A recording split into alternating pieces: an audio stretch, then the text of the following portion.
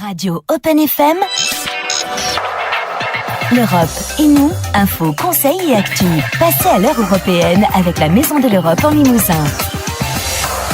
Et nouveau rendez-vous cette semaine en compagnie de Jean-Pierre Foultier, bonjour. Bonjour. Merci de nous accompagner, je rappelle, administrateur au sein de la MDE, de la Maison de l'Europe. Alors, nous parlons toujours d'Europe, on rappelle chaque semaine, au travers du prisme de la culture et d'un grand nom cette semaine, puisque si nous parlions la semaine dernière de la figure de Dante, qui au Moyen-Âge avait tracé la première esquisse d'une Europe unifiée, on peut peut-être se poser la question, et aujourd'hui finalement. Alors, nous allons avancer de quelques siècles pour nous retrouver un beau jour d'août 1849 à Paris, salle Sainte-Cécile, où sont réunis plusieurs centaines de représentants d'associations européennes, mais aussi nord-américaines, qui militent pour la paix universelle. Ils ont élu comme président l'écrivain et poète français le plus célèbre de l'époque, devenu aussi à cette époque-là homme politique, Victor Hugo, le grand Victor Hugo. Il monte à la tribune pour y prononcer le discours inaugural de ce congrès. Alors, on n'était pas là, écoutons-le. Un jour viendra où les armes vous tomberont des mains à vous aussi. Un jour viendra où la guerre paraîtra aussi absurde et sera aussi impossible entre Paris et Londres, entre Pétersbourg et Berlin, entre Vienne et Turin, qu'elle serait impossible et qu'elle paraîtrait absurde aujourd'hui entre Rouen et Amiens, entre Boston et Philadelphie. Un jour viendra où vous, France, vous, Russie, vous, Italie, vous, Angleterre, vous, Allemagne, vous, toute nation du continent, sans perdre vos qualités distinctes et votre glorieuse individualité, vous vous fondrez étroitement dans une unité supérieure et vous constituerez la fraternité européenne, absolument comme la Normandie, la Bretagne, la Bourgogne, la Lorraine, l'Alsace, toutes nos provinces se sont fondues dans la France. Alors, il y a quand même quelques formules dans ce discours inaugural qui nous rappellent quelques petites choses. Un jour viendra, nous ne sommes pas très loin du « I have a dream », j'ai fait un rêve, de Martin Luther King, un célèbre discours qui imaginait dans les années 1960 l'émancipation des Noirs états-uniens.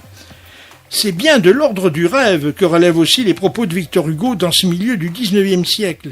Un jour viendra où l'on montrera un canon dans les musées comme on y montre aujourd'hui un instrument de torture en s'étonnant que cela ait pu être, rajoute-t-il un peu plus loin.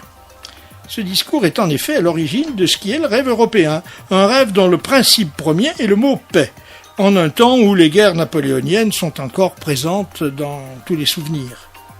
Alors, 2 années plus tard, il baptise, probablement pour faire écho à la jeune démocratie américaine qu'il admire, États-Unis d'Europe, cette union des peuples qui devra faire triompher la paix, la liberté et la justice. Mais alors, est-ce que Victor Hugo a défendu aussi d'autres causes ? Il n'en est pas à sa première prise de position. L'homme est connu pour être engagé et courageux. Le Victor Hugo des États-Unis d'Europe est en effet le même que celui qui, dans la même période, à l'Assemblée législative où il siégeait comme député, prononçait sous les quolibets de ses opposants un discours enflammé qui est resté lui aussi célèbre, dans lequel il dénonce la misère qui sévissait alors dans les régions ouvrières. Il est le même que celui qui, depuis son exil de Guernesey, écrira Les Misérables, roman sur cette misère ouvrière. C'est d'ailleurs parce qu'il s'était opposé farouchement à celui qu'il appelle Napoléon le Petit, ce Louis-Napoléon Bonaparte devenu l'empereur Napoléon III après le coup d'État du 2 décembre 1851, qu'il a dû quitter son pays pendant près de 20 années.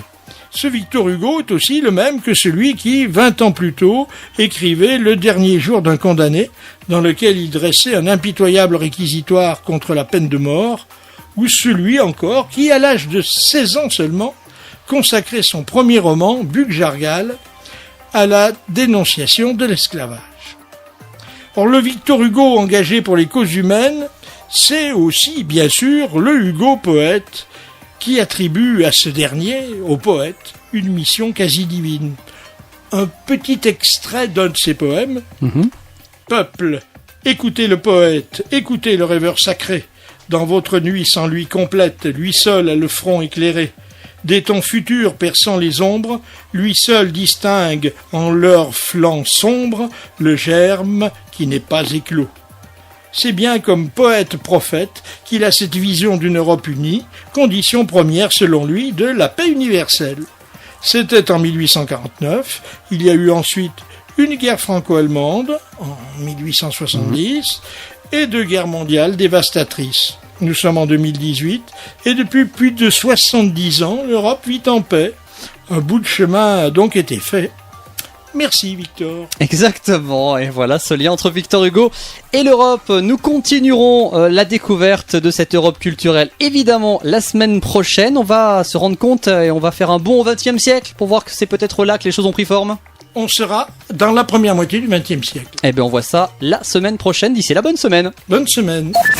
C'était l'Europe et nous, info, conseils et actu pour construire ensemble la communauté européenne de demain avec la Maison de l'Europe en Limousin, 51 avenue Georges Dumas à Limoges, 05 55 32 47 63 et sur le www.europe-limousin.eu.